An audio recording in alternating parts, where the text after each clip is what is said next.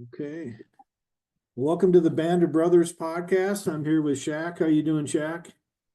I'm doing good, brother. How are you? I'm good. I'm good. Thanks for being willing to come on and share your story with us, man. We appreciate it. Absolutely, brother. I don't know who's going to see this, but I'm pretty sure the right person's going to see this, whoever's supposed to see it. So thanks again for coming in and thanks for allowing my 16-year-old boy to run up and down the steps as he's leaving my house. Um, Well, let's just start at the beginning. Like what age were you? How old were you the first time you put like a mind altering substance in your body? um, I'd say growing up, right? Between second and third grade, I can remember my mom let me have some sips of her alcohol. Um, I don't know if at the time it really altered my mind, I would say when I was 10 years old, I remember me and all my cousins meeting over at my uncle's house and us getting together and drinking this stuff called LTD. I believe it was a Canadian whiskey. Um, man, that was the that was the first time when I felt free. Um, I at was a gonna young say, age, describe the feeling. Like what did it like do for you? like man, it's hard to explain. I mean, I felt free. I felt like that everything that I had suffered with at a younger age, growing up, with I feel like I dealt with a lot of abandonment issues. Where Because did you grow up? huh? Where did you grow up? So I grew up in Caldwell, Idaho, Okay. just outside of Boise, between Caldwell and Nampa. Okay. My parents were they were separated. So I only had my mom growing up. I wasn't necessarily raised by my mom. I'd say I was raised more by like my aunts and my cousins, Gotcha. my uncle John. So I always felt like abandoned as a kid, kind of growing up, because my mom was too busy at the bar partying, or everybody would come over and all of a sudden they would disappear in the back of the room, right?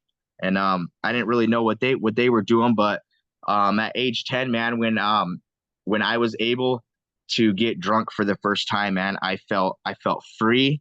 I felt like that my abandonment issues were gone. And I felt like that my cousins and my uncle who were older and I was drinking with, I finally felt like that I belonged and I was a part of something, Yeah. right? And so I feel like with both of my parents and my family having drug and alcohol history in the past, I felt like it just came natural to me. Yeah. It was like suddenly that was the thing to do every weekend, right? I found myself um surrounded with dudes that were older than me, 16, 17. And then I was slowly introduced, right? At 11 and 12, I was introduced to marijuana, and that was something that just went hand in hand with me, right? So now here I am, between ages 10 and 12, and I've developed every weekend, every weekend going out, um, drinking alcohol, and being able to smoke weed, right? Because that was just the thing to do. I mean, it seemed like between Caldwell and Nampa and the people that I did surround myself with at that time, that was just the normal thing to do. What do Um, you think, like from feelings, like what do you feel like it was medicating or making feel better? Did you have uh, anxiety growing up, depression? Like, was there any? um, I felt I felt some anxiety and some depression growing up, but for me, the drugs and alcohol was a way for me to surround myself around people, Mm. to be accepted. So the Suddenly, I didn't social feel thing behind it. suddenly I didn't feel abandoned. Um, I felt like that meeting over at my uncle's every weekend was a way for me to fill that void of Mhm. not having both parents growing up, and of being able to, what I know today is mask those emotions, right? Mhm. Yeah. Um, so, I think we you all want know, to be part of like a tribe or a group. Like we all want to have our people, right? Like the people that love us that we can go hang with. And normally we hang with people that do what we want to do. So when we're using, we're hanging with people that are using, right? right, right, absolutely. Yeah, and I remember at a young age, I remember us having a secure house, but for the most part, what I remember is bouncing from house to house with my mom, right? So it was like every weekend I would get dropped off at my uncle's house, right? And like that's where I felt secure at. That's where I knew that I was going to be able to just for the weekend not feel how I wanted to feel throughout the week, right? Mhm. Of homeless shelter here, homeless shelter there, uh different dude's house every night of the week, right? Just for us to have a place to stay and to stay warm. So alcohol and weed quickly became my solution, and then it wasn't um a couple years from there, right? My mom ended up breaking her back, and they prescribed her these pain pills, right? So it was like age 13 and 14. I found myself getting involved with pain pills. It started with one or two here, one or two there. Um, and then I developed a like and a craving for that, right? So then I got alcohol, marijuana, and I mixed in pain pills in the picture.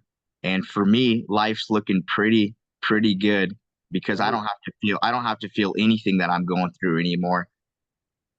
And and I don't got to go very far to get them. So yeah, that became a problem. How does that progress then? You're going, Um, so so for me it so for me it progressed because I found myself again surrounding myself with uh with a crowd that liked to do the same thing that I did, right? So mind you, growing up with the parents that I grew up with and with my older brothers and stuff like that, um this by no means seems like it's an issue to me at all. This is just something that we do in life, uh well, with it's drugs and normal, alcohol. right? It's normal. It's a normal thing. Yeah. um so uh I felt like I had friends growing up whose parents were normal, right? Like they had two parents. They don't drink, they don't use, they don't do drugs, right? So to me, they're uh they're boring. We got nothing in common. You guys have both parents in life. Your family doesn't have the issues that my family has, so therefore, I'm not even going to surround myself around you, right? I'm going to surround myself around people that what I know today that are gonna co-sign the behavior and the actions that I'm doing. Um, so then it so then it took off from there with the pain pills, and the good thing about that is I didn't have to go very far to get those at all. Um, and I find myself being surrounded around a lot of people, and uh there for a while. I quickly found out that it was just because um I could get pain pills at the time, right? And it was hard for other people to get them, but because I could just walk in the other room and get them, I found myself starting to have a lot of friends, right? So they started to use me, I felt like, but I didn't care. um uh So where does that, so did you make it through high school or how was your life? Like it sounded like you were moving around quite a bit. Were you changing schools all the time or what was the situation? yeah, so pretty simple, right? Elementary school, I never stayed at one school for more than I'd say about a month or two. It wasn't until 2005 uh I ended up uh back in Caldwell. I ended up going to a school called Jefferson Middle School. So sixth, seventh, and eighth grade. I found myself at Jefferson Middle School over in Caldwell, and I'm just continuing to party, Mhm. continuing to fight. Um, I think it was about seventh grade or eighth grade. I found myself surrounded around a certain group of dudes that made me feel like that they were going to be there for me for the rest of my life. Right. Mhm. At this point, we're going out and using, we're going out, we're constantly fighting with people.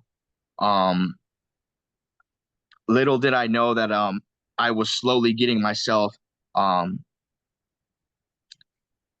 involved with the gang. Um, I can remember them.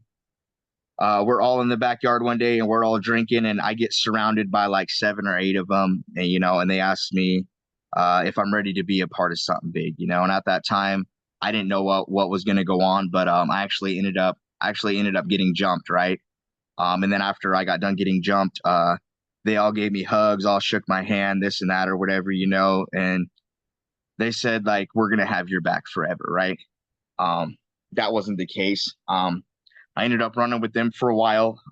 Ended up getting into a lot of trouble, Mhm. in and out of juvie. At this point in time, uh, ended up uh, in high school. Man, I didn't I didn't make it past ninth grade. I found myself kicked out of high school for fighting. I ended up getting 2 different women pregnant. Um, so by uh by 10th grade, man, I had 2 kids Wow. that were 3 months apart, right? And I ended up getting shipped off to an alternative school called Canyon Springs. Um, and at this point in time, my first daughter's mom, uh, she was over there too, and it just became a point in time where I thought it was time to become a man, right? So I said, you know what? Forget education. And you're what, Forget. 17 or 16 right now? I'm so at this age, I'm 16, Okay. 16 about to be 17, right? And um, I told my mom about it, and she's like, well, it's time for you to become a man because I've been supporting you and your sister, and I'm not gonna support your kid, because you're a kid having a kid, Shaquille, and I don't think you understand that, Mhm. and I didn't at the time, man. She was right, So here I am. I'm trying to I'm trying to consistently party, right? I got all these different drugs in my life. I'm trying to consistently party, and I'm trying to prepare for being a father at a young age to 2 kids. Um, I came to the point in time where I was trying to juggle both of them, trying to make this one happy, trying to make this one happy, and at the same time, like I'm not even happy inside, right? I'm scared. I'm about to have 2 kids. I got to find a way to support these kids, so I dropped out and decided that I would go get a job on a ranch. Little did I know, this dude who I was working for, he was addicted to methadone. Um, so that's when I got introduced to methadone. Um, boy, that And your kids have different moms, right? Or was it the same mom? so my kids, they do have different moms. Okay. Um, I have 4 kids. They all have different moms. Okay. Um, so I got introduced to methadone. And then shortly afterwards, I was introduced to Xanax as well. Um, Dipped in heroin a little bit, and um, slowly but surely was introduced to coke and methamphetamine. Um, Mhm. little little did I know that this was something that already pretty much all my family was already involved in. Um, Okay. I was just kind of being introduced to it at a younger age. Um, so from there, my addiction and my disease just progressed. I ended up getting paychecks, right, as I'm working for this guy, and I find that 100% of my money is going to just anything and everything, just to be able to get my fix and to get by, right. Showing up to work intoxicated, uh, not being able to work, uh, getting sent home, getting told by everybody that I have a problem, right? Um, so at this point, I ended up going in and finding a doctor, right? I went in and told him, I think I got on Google and was like, what to tell a doctor, right, to be able to get prescribed Xanax. And I went there and pretty much just told him everything I was dealing with. I was having high anxiety, poor me, my life's a wreck. And he just gives me a prescription for Xanax, So then I then I took off with benzos, and I kept waking up every morning after doing them all night, wondering like what happened, right? And I guess I would black out, is what they call it. Um, I would black out. I'd wake up with a bunch of stuff the next morning and not knowing what went on. There's a few times I woke up in jail. Right. So right around the same age, I ended up going over to my brother's house. And they were all in the back room, and they had no idea um that I was running and gunning on as many drugs as I was doing, right? So for the first time in my life, when they all went back in the back room, I decided to go in the back room with them, right? And then suddenly, like, I just thought, like, this is cool. Like, this is the normal thing to do, right? Like, this is the fellowship and the connection that I've been missing out with you guys, because we're all family, And so when I was back there getting high with them all, we were back there and just partying for hours and hours and hours and hours. I realized that I'm about to get into some big boy things. Um, little little did I know, man.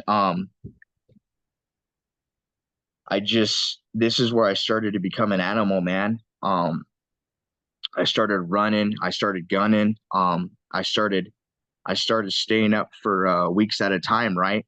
Running the street, um, going on 7 to 11 day runners, um, just completely neglecting my body, man. Uh, Went from, like, I don't know, probably like a buck 52, 152 pounds, down to like low 100 pounds. Um, my body, my body slowly took a toll, man. I found with not eating, um, not taking care of my body, methamphetamine tended to put me into some type of psychosis, right? Yeah. And then it's like, after being up for days at a time, and a lot of stuff happening in the streets, I would find myself in the hospital, suicidal. Um, I think I've been in uh six or seven different mental facilities due to methamphetamine and being methamphetamine induced. I don't know, just You put that drug together with no sleep and crazy stuff can happen in your brain. right, I think at one point the cops showed up to my house, and I was in the process of getting ready to hang myself at one point, because it was like, already I had two kids, man, that I couldn't take care of. um I had no business trying to be a dad when, like, I couldn't even take care of myself, man. um um I was involved in some outpatient programs, right? And they were just 90-day programs, man. And I would get in there and I would do good for a little bit. And then it was like, I found myself going back to what I know. Like, I feel like Caldwell and Nampa was always a whole, because I feel like that I didn't want to surround myself around people that were doing good, because I was scared that eventually I was going to start doing good. Right. So it's just, I found myself living here, living there. Um, I slowly found out how to use women to get what I wanted, right? If I needed a place to stay or needed a place to go. Um, yeah, man, I can remember now, dude, just thinking about it, right? Like the powerless and the unmanageability. I ended up getting with this one girl that we first met in like 2005 or something like that, and we got together, and I can remember just being such a such a sloppy junkie addict, man, that like I would not on heroin the night before, and I would have to be up the next morning, and I can remember her begging me to please get up and to please go to work, and her her having to help me get dressed just to be able to go to work, or her having to give me alcohol in the morning just to quit from having the shakes to be able to get to work, right? um so just the more I did drugs, the more relationships I started to burn. It got to a point in my life to where I was actually stealing from my mom. um I would steal her credit card numbers and use them on Cash App to be able to pull money off, or to be able to send to my dealer, right? Just so I can continue to stay well. Um, the thing about it is my mom told me, like, like if you would have just asked for it, I would have gave it to you, right? Um, I ended up getting an apartment over in Caldwell by myself, right? Got a job working for OSHA as a safety inspector. Um, I think I had like a month or a month and a half clean underneath me. And I burnt that job down the drain. I continued to show up drunk. The other trades smelled alcohol on me. Um, they got reported.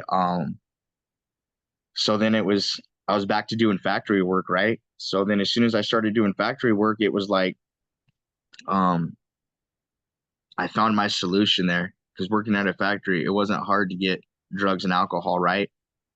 At this point, my mom gave up on me. My sister gave up on me. Um, People that I started to use with told me that I was out of control and I'd take things to another level. Um, they quit surrounding themselves around me. Are you still gangbanging, or are you done kind of past that? Um, I'm still at this point. I'm still kind of hanging out with dudes right here and there. Um, but we're just out running at bars. Um, and we're just out doing things, man, that I'm not too proud of in life, man. At one point, man, I've had, I've been, I've been jumped. I've been kidnapped. Um, my front tooth right here in the front, it's been knocked out with a beer bottle. Um, I've been in some pretty scary situations. I didn't know that if I was gonna make it out of there or not, honestly. Yeah. Um, yeah, man. So what happened? Tell me about your bottoms. Tell me about when you had a change of heart. What happened? Dude, so my so my bottom for me, right, was man, dude, it was probably when I was walking around going door to door. I think I'd been up 10 or 11 days, man, and nobody would answer the door. Um, Nobody would pick up the phone, nobody would get a hold of me, nobody would give me a ride. Um, so I finally, dude, I needed a place to stay so bad that um I just went to the hospital and told them I'm giving up on life. Um, Told them I'm done. I'm done with everything. Uh, all I've done is just ruin things my whole life, uh, burn people, hurt people. Um, I just don't even want to be alive anymore, right? Um, so they sent me to a place over in Twin Falls called Canyon View, man. Um, and it was a detox center slash a mental health facility, right? Um, my detox in there wasn't very good. They ended up giving me Xanax. Uh, you know, somebody would come out and give me a couple a day, man. Mhm. But just being in there and like just that feeling of that like nobody wants nothing to do with me because of the things that I've done. Um, yeah, man, for the first time in my life, I felt like that I'd hit something hard, man, and I don't know if I was gonna come up from it. Um, I was on suicide watch the whole time in there. I had a lady that would follow me around um throughout the day, you know. I made sure I get some food, and that was my rock bottom, man, when nobody would pick up the phone, and then nobody would come to help me out. That's when I had nothing left to do, man. So that's when I went to the hospital and told them, hey, like I'm just sick of life, man, and I'm just done with life. And nobody understands what I've been through, and nobody understands the cards that I was dealt growing up, right? Um, so I'd say that would be my rock bottom, right? I got told I was never going to be able to see any of my kids. Um, like it was right there at the point of suicide, right? And it was like already a few months before, like my cousin Mikey had already gotten sick of things in life, right? So he took his own life. So I thought for sure like I wasn't far behind him. Um, so that was probably my rock bottom for sure. So what happened after the hospital? Um, so after I got out of the hospital, right, it was like so I found myself uh so I'd met this girl, and she ended up living up here in Burley, Idaho, right? And I got out of the hospital. I ended up going on another runner. I'd gotten a little bit of trouble. I got arrested. Met this girl on Facebook. Um, Came up to Burley, Idaho. Um, a week later, she was pregnant with my son, uh, who is now 3. Um, Came up here to get away from Caldwell, Nampa, to hopefully get my life together. Ended up transferring probation up this way. Found myself working at the sugar factory in Paul, Idaho, and then it was like after she'd gotten pregnant, um, it all happened too quick for me. Um, I slowly found myself strung out on coke. Um, Ended up getting right into the sugar factory. Found out where the drugs were real quick. Ended up getting strung out on coke, and just kind of took off from there, man. Uh, had alcohol back in my life quickly. Um, was in trouble with probation at the time. Uh, so probation had told me of this program, right, that they had opened in Hayburn, and it was called the Ren'ais'sance Ranch, you know. Um, and I had told You probation were at the on time probation for, what was your legal stuff? so my If you don't uh mind me asking, you don't have to answer that if you don't want. so uh so my legal stuff was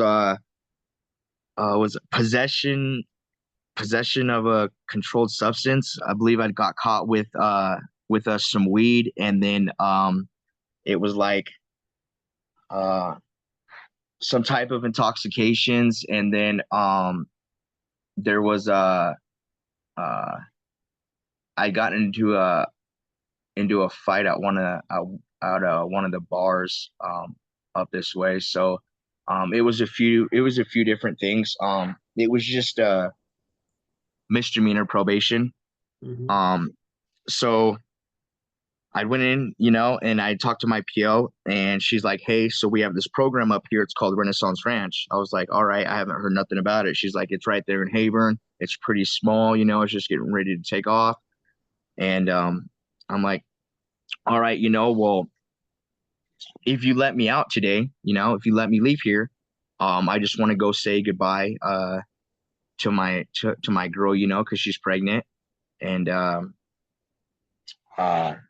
I just want to be able to go say goodbye to her, and then like I'll come back and then we can go ahead and pursue and check me into this place called Ren'ais'sance Ranch. Right. And she's like, okay. And I'm like thinking in my head, like, okay, like you just messed up, right? Like you just let me right back out. So I ended up getting let out that day. I walked right downtown Burley. I called my oldest daughter's mom, who's up in Montana, and told her I wasn't ready to go to treatment. So she told me to take a bus up to Montana. So I walked right down there. I got a bus ticket over the phone, and then I walked across town to the Maverick and took off up to Montana. Um, at this point, missed pretty much every bus on the way up there. I was able to find some drugs on the Greyhound. Missed every bus on the way up there. Finally, by the time I made it up to Sydney, Montana, my daughter's mom takes one look at me and she goes, "I want nothing to do with you until you figure out something different." Yeah. So here I am. I'm in Sydney, Montana. I'm broke. I don't have a bus ticket. I call my mom and my brother. They managed to get me a ticket. And I came back, and then I readmitted myself into the hospital again because I had nowhere to go. Told them I was suicidal. Ended up going in on another 7-day detox. And then during that detox, I told them I had a bed ready for me at a Ren'ais'sance Ranch. But I didn't know if it was still there or not, So we were able to get a hold of the intake guy, and this is probably 11/14 of 2022, right? And he said, "Hey man, you missed your bed. I can't get you in now until December, And I was like, "Well, dude, they're gonna let me out here the 17th, bro." And I'm telling you right now, like if I hit the streets, I'm at a point in my life where I don't know if I'm gonna make it. I'm gonna end up dead, right? So he says, "Call me back tomorrow." So I call him back tomorrow. The 17th ends up rolling around, and he says, "Hey man, I have a bed ready for you." So they catch me a Medicaid ride, right? And they only typed in the first part of the address, so I end up getting dropped off in some field out in Declo.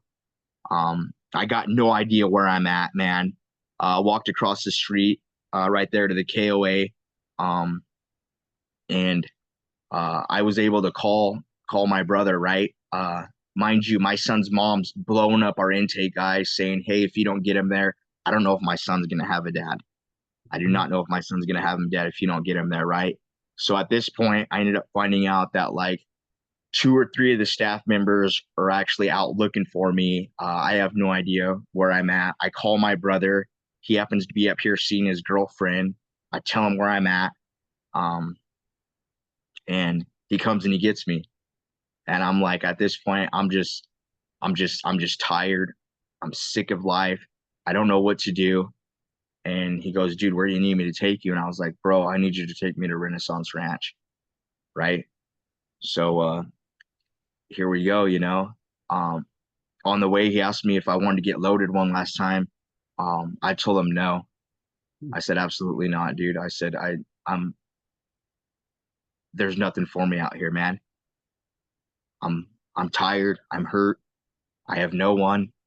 I just need you to get me there, right? Mind you, like coming down this road, right, to Ren'ais'sance Ranch. I'm telling you what, this was the longest road in my life, bro. Is that the one up on the hill that's the women's now? No, so this is when they moved over to Rupert. Oh, gotcha. Okay.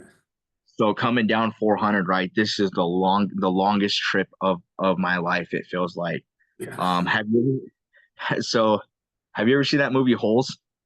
Yeah. Yeah. Right? Yeah. So like that was the picture in my head right after like seeing like the trees right there when you're first coming down 400 and everything else.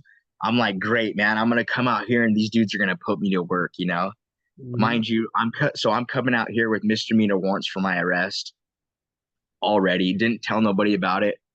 So then my brother drops me off, right? And one of the dudes out there who was working out there was like, "Shaquille," and I'm like, "Yeah." He goes, "Man, we've been looking for you for like the last hour. We've had umpteen million phone calls from your son's mom, you know. I'm like, yeah, well, I'm here, right? Check myself in with two other dudes. So here I am, man, ready to do the work. Have every intention of only doing 60 days of this program, right? And then I'm gonna go ahead and check myself out. Well, something happened that's it's unexplainable. I ended up getting there on an alumni night, and these dudes, man, dude, they were hugging me, they were showing me love. Uh, they were telling me, welcome to the brotherhood, man.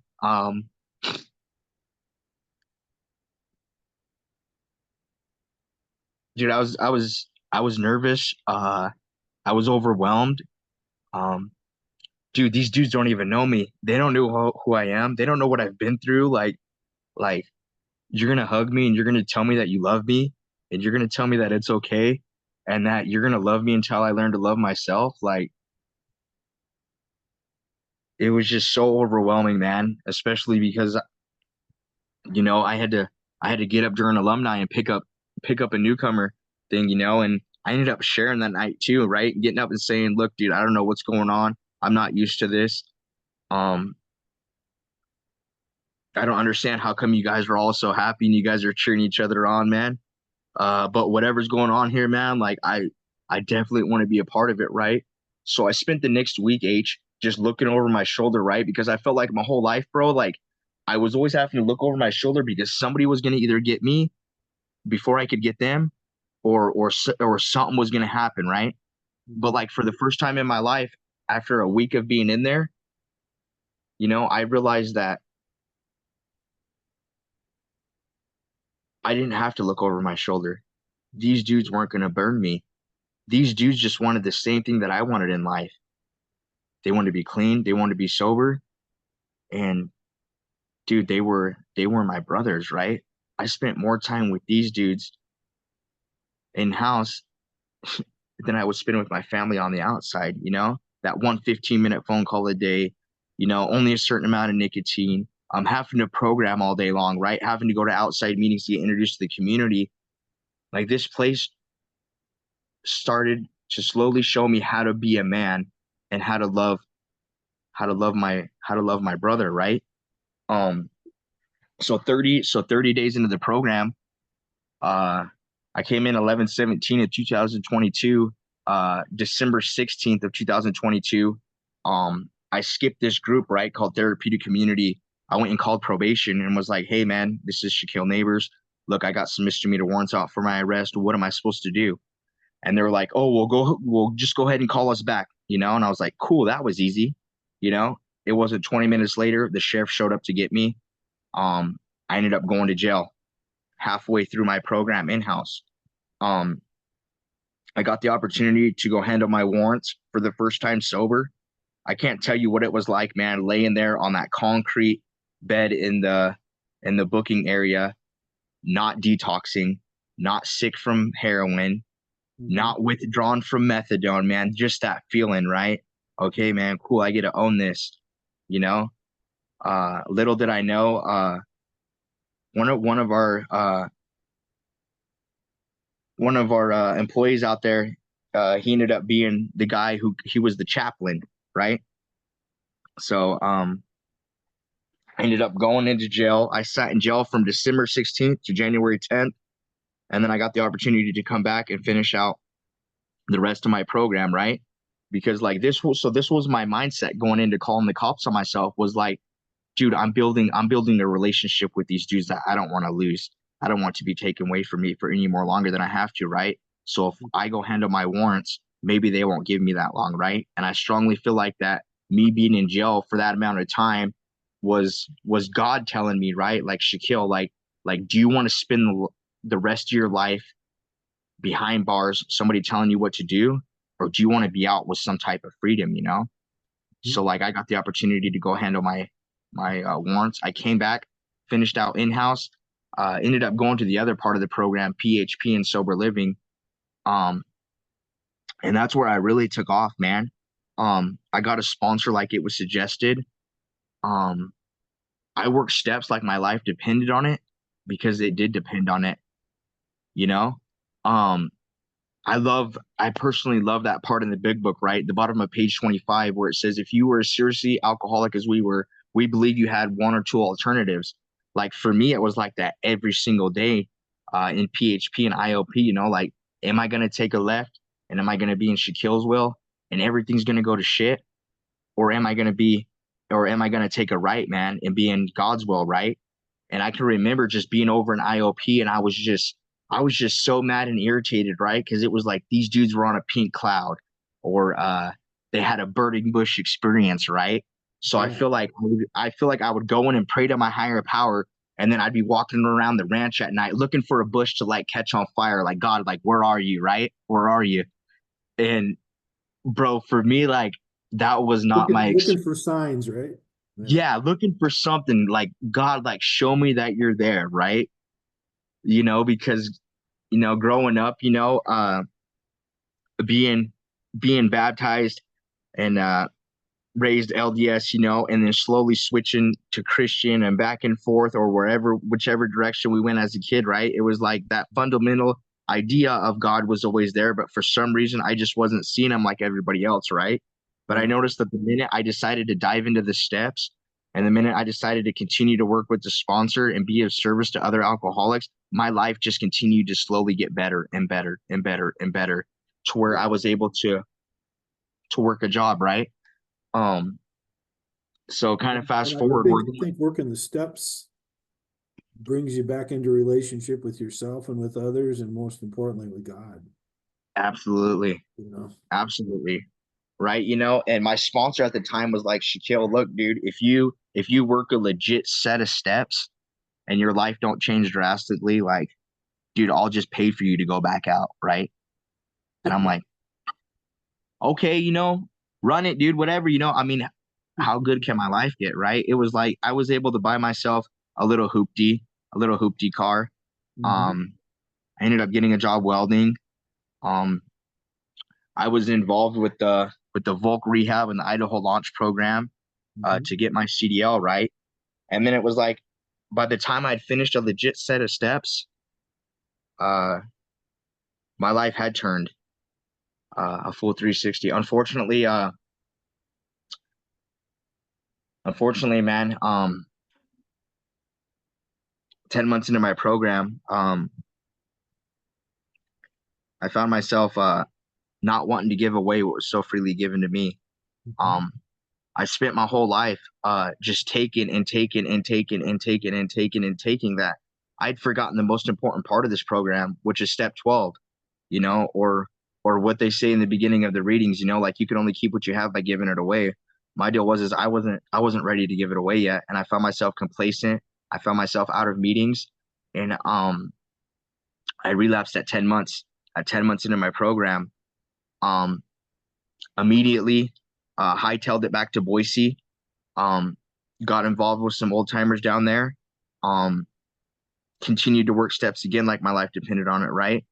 Was ashamed to tell my sponsor at the time, was ashamed to tell any of my brothers at the time because I had just done all this hard work, man. I had made Yeah. so much progress in my life, right? And if I tell you guys, then you guys are going to say, uh, I told you. I told you he wouldn't make it, or I told you he still had another one in him, man. And just all this stuff that my disease is telling me at this time, man, which is not the case and which is not true. Um, It's all negative stuff to keep us isolated and keep us from getting in with people that can help us. It's shame. right, yeah. So at this point, right, it's like everybody had an idea, man, but it was like they couldn't get honest for me, right? I had to get honest with myself. And I was at the point where I was like, you know what, dude, if you guys don't believe me, cool, then you guys must not be my brothers and you want nothing to do with me, right?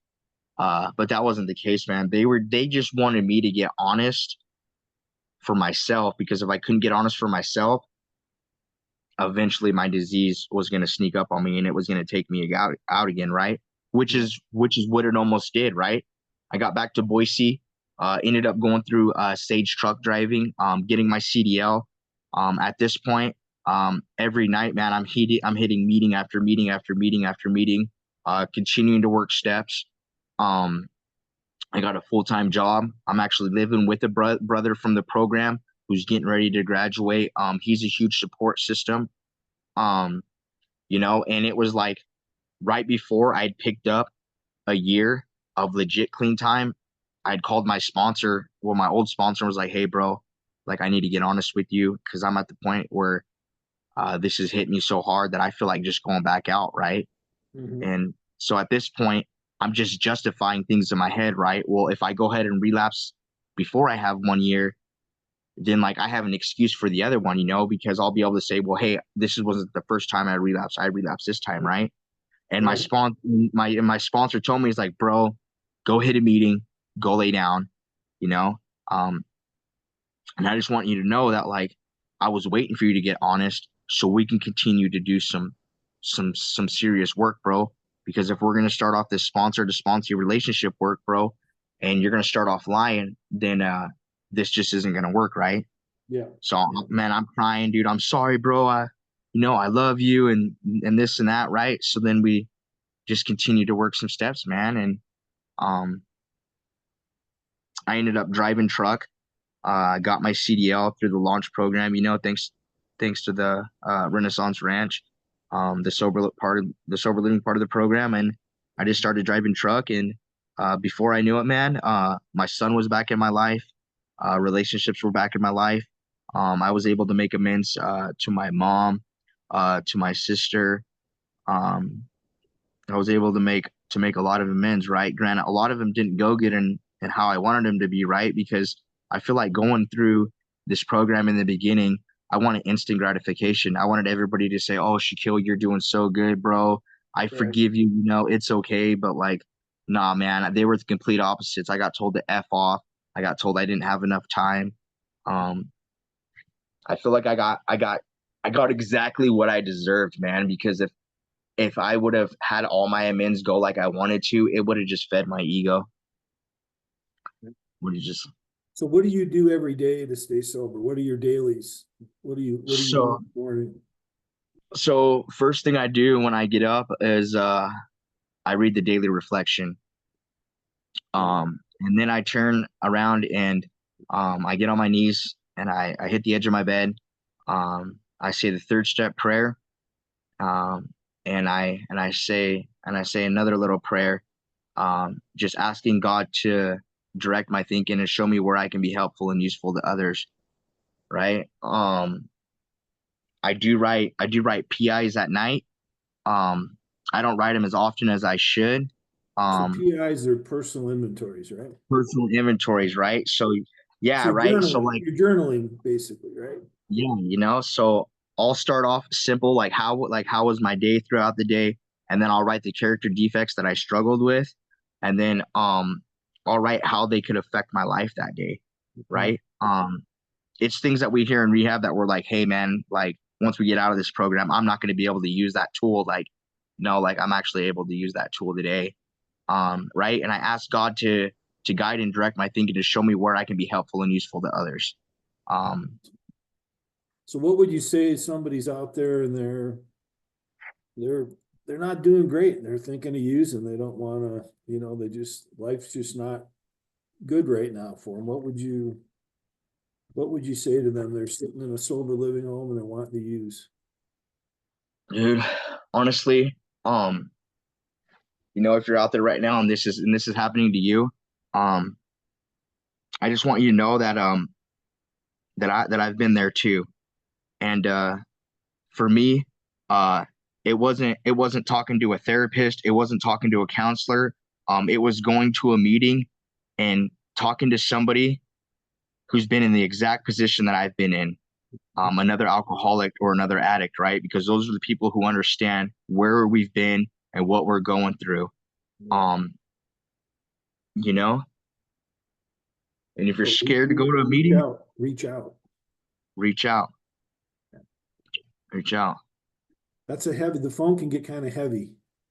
in those Yeah. Yeah. situations, you know, it's like, Yeah. cause we're playing with it and our mind's messing with us and we're justifying and rationalizing like you, like, well, I've got 10 months, I don't have a year yet, so I don't have to, you know, like our mind keeps trying to figure out ways of justifying a reason for us to go use. And I think, yeah, if we just can talk to somebody that can slow us down for a minute and talk a little bit of sense in us, get us out of that kind of fight or flight feeling, like, because we know where to go get relief, right? And we know that it can happen, like how quick it can happen. And, but I think we also know how bad it can get.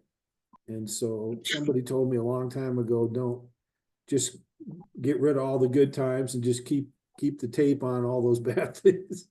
And just Yeah. remember eventually where you're going to end up, because that's where you're going to end up and it's even going to be worse. So, well, Right. dude, I could do another podcast with you, man. I know we just kind of brushed your story. And I just appreciate you coming on. I don't know Shaq well. I do. Let's get the elephant in the room. He's named after Shaquille O'Neal, but how tall are you?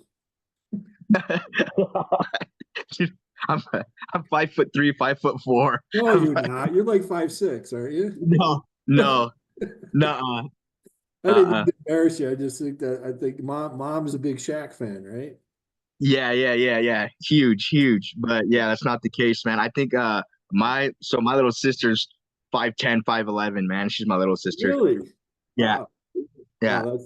Oh, I didn't mean to laugh at your expense, but I thought that was pretty funny when you told me that. Nah, man, you're good, bro. And I got to tell you, You're this good. guy's a freaking miracle. I've had a chance to be with him in person, and dude, you got a light around you, you got an aura around you. Um, I can feel God when I'm in your presence, and I've been around a lot of people, and those are just the blessings and the promises that come through recovery. And we all deserve to be sober, and we all deserve to be happy, and we all deserve to be loved. You know, and I'm so grateful to know you, and thanks for coming on and sharing your story. And I haven't known you long, dude, but I love you. I love you too, brother. All right, man. Take care. Thanks again, Shaq. You too, bro. We'll see you.